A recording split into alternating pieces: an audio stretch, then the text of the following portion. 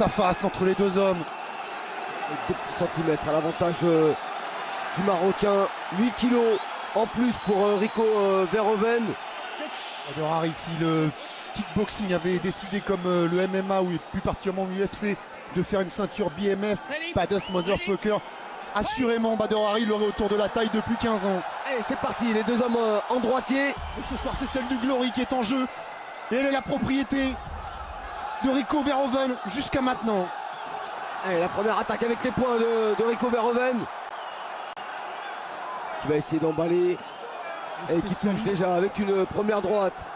Le spécialiste était d'accord pour dire que les débuts du combat seraient à l'avantage de Bader Hari. Mais où en est Bader Hari?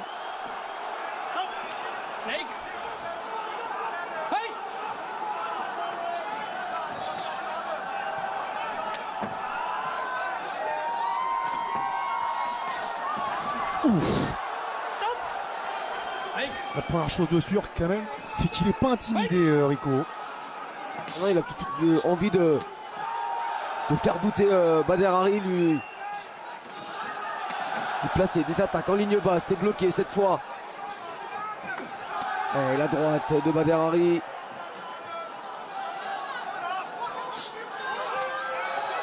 Le dernier combat de Bader Hari remonte au 3 mars 2018, victoire sur SD Gargues.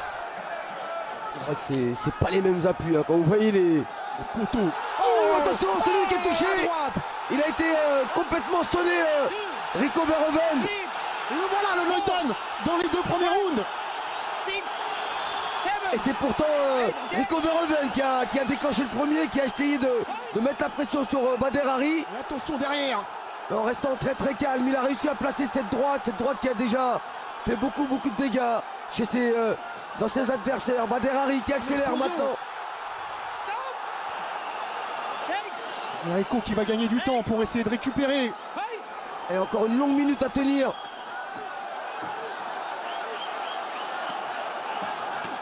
Oh, encore la droite. Il place Selouki qui s'expose au contre avec la droite de Bader Hari, Rico Verhoeven. Et voilà, encore derrière l'esquive, il arrive à bien retomber. Et là on sent, hein, c'est Rico Verhoeven qui cherche à s'accrocher, qui refuse l'échange en points. Il n'a pas encore complètement récupéré le champion. Ça avait mal démarré déjà dans leur première rencontre où Bader Hari avait l'avantage dans les premiers échanges, mais peut-être pas à ce point-là. Attention à ce niveau, avec des combattants comme ça, tout peut s'inverser. Rico peut à son tour envoyer au tapis Bader Hari. Touché sous l'œil droit, hein, Rico déjà. Allez, c'est parti vite hein, dans ce combat. Allez, le high kick pour Bader Hari.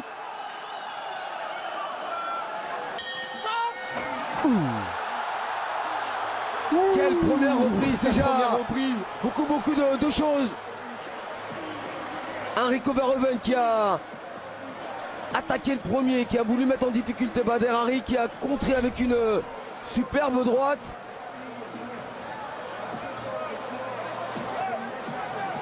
Voilà, elle arrive juste au niveau du menton, cette très courte droite de Bader Hari. Même presque à la gorge. Et heureusement que ça a manqué de précision, parce que si c'était vissé à la pointe du menton, ça aurait été un chaos net.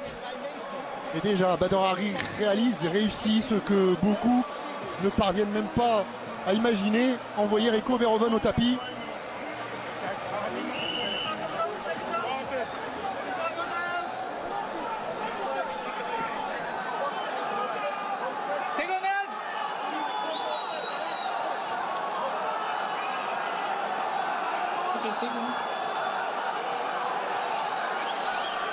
Allez, c'est le Marocain qui prend le meilleur départ.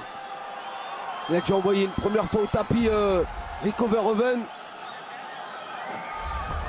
Oh, là encore, c'est Rico qui va presque plus être dans la position confortable du champion qu'on doit venir bousculer.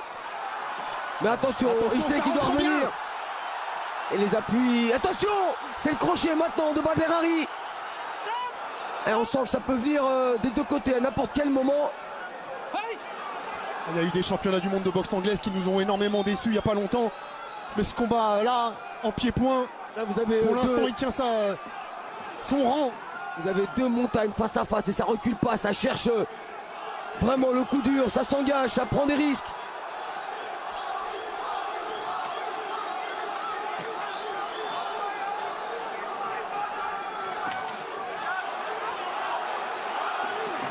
Et on place un petit coup de pied au niveau des appuis pour se rapprocher.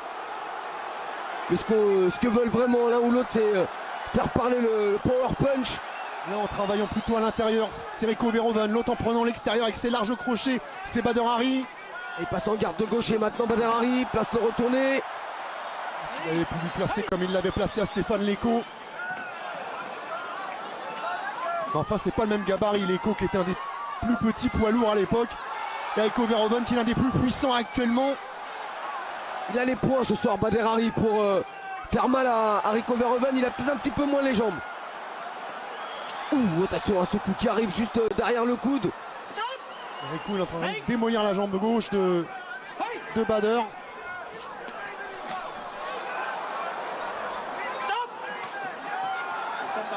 Avec des low kicks intérieurs en répétition. Attention parce que si vous dites que Badr mise tout sur l'anglaise, s'il n'a pas les appuis derrière, on le voit bien là, c'est ça pute la même chose. C'est souvent quand il est attaqué au niveau des appuis qu'il est en difficulté Badr Hari. Il n'a pas le réflexe de bloquer. Ça aussi ça peut être préjudiciable. Par rapport à son manque de ring, manque de combat. Il n'a pas automatiquement cet automatisme de bloquer les coups, de remiser. Alors il va sur ce qu'il sait faire, c'est-à-dire chercher la guerre, mettre la puissance avec des coups sur les côtés, à l'intérieur, en anglaise. Percute très court pour Rico Verhoeven. Oui, il a encore le crochet, il a ripé. C'est toujours ça, à l'intérieur pour Rico, les directs, les uppercuts et les larges crochets pour Badr Hari. Et la salle qui se réveille.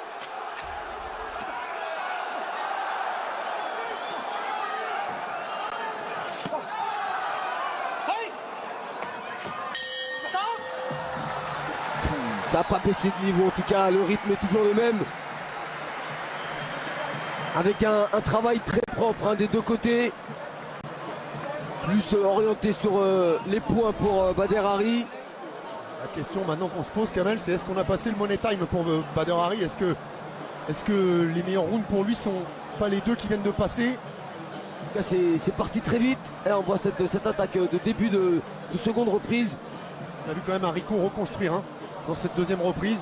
Ouais, reconstruire sauf sur ce crochet gauche qui a été aussi bien amené par le Marocain. Bien sûr, dans certaines réactions, Badr Hari nous a fait trembler, mais dans la linéarité ça a été plus disputé dans la deuxième reprise avec chacun leur moment, alors que dans le premier round on a eu un Badr Hari qui a dominé grâce à ce voyage au tapis. Mais là c'est vrai que le combat commence à devenir dur pour celui qui s'est le plus éloigné des rings, enfin le plus longtemps. Il s'en est éloigné, il est allé au Maroc chez lui. Il a beaucoup couru dans les montagnes de l'Atlas pour préparer ce combat.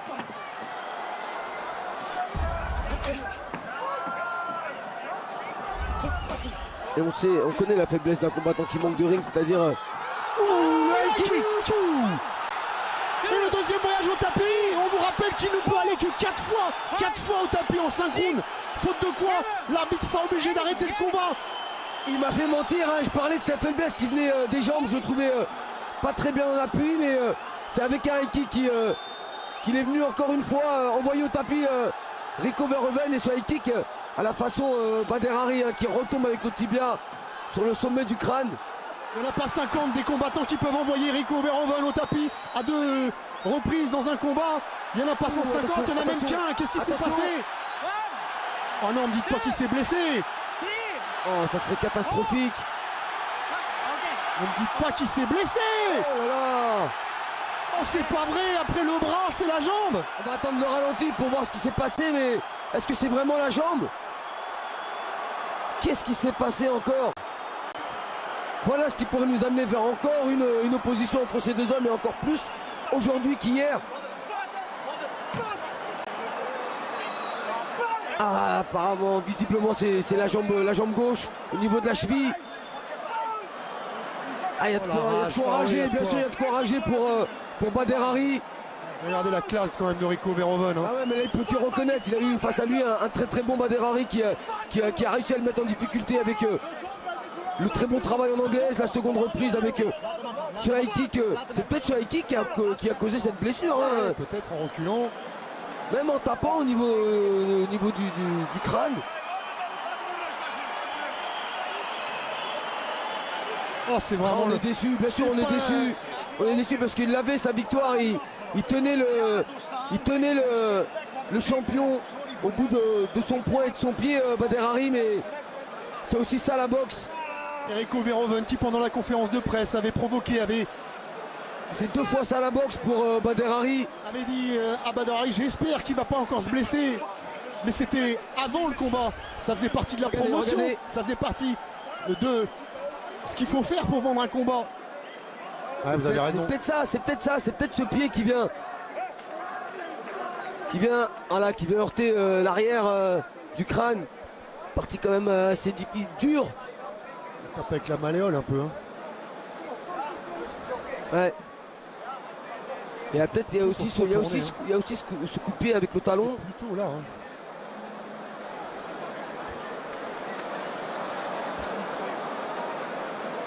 Ah, il le sent tout de suite. Hein.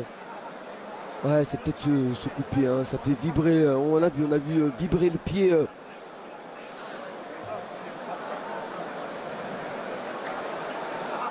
Ah, c'était le pire des scénarios possibles. Après la première rencontre qui avait fini de la même façon, on voulait un gagnant clair et net. Encore plus après ces 2 reprises où on a eu vraiment comme au premier combat, Kamel. Un très très grand combat, un bon niveau des 2 côtés, un Bader Hari efficace. Oh, la peine de Bader Hari, elle est communicative vraiment. Parce que franchement, il est en train de faire un super combat. Et combien de temps il va falloir maintenant pour le retrouver sur un ring? Et ça nous frustre, ça nous prive forcément d'un dénouement sportif.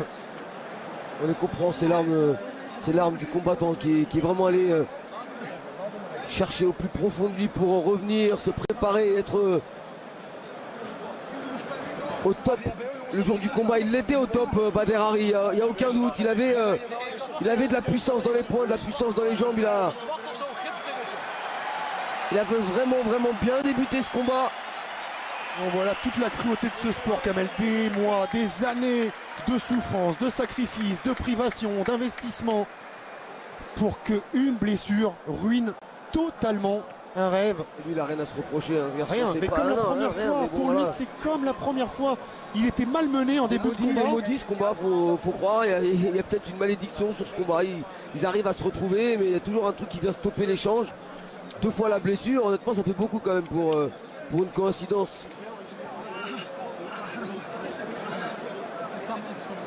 On va rester 2 fois dans cette même reprise. Hein.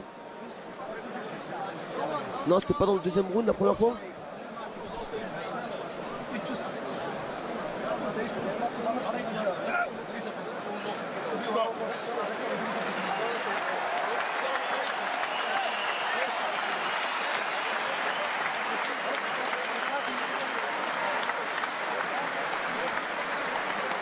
Ah, c'est dans la 3e reprise hein, qu'arrive cette blessure. Et c'est vrai qu'on est perturbé parce que là honnêtement on s'attendait pas à ça, on s'attendait vraiment à ce que le combat monte en puissance et au moment où ça commençait à bien prendre. On pouvait digérer n'importe quelle issue sauf celle-ci.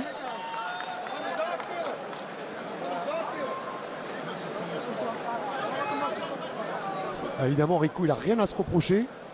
Par contre il a senti le vent du boulet quand même. Hein. 2 knockdowns en 3 rounds. Ça lui était pas arrivé depuis très longtemps, voire depuis jamais.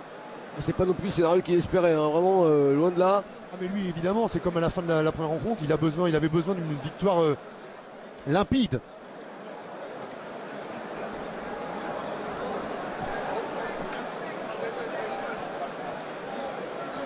Aïe aïe aïe aïe aïe aïe aïe.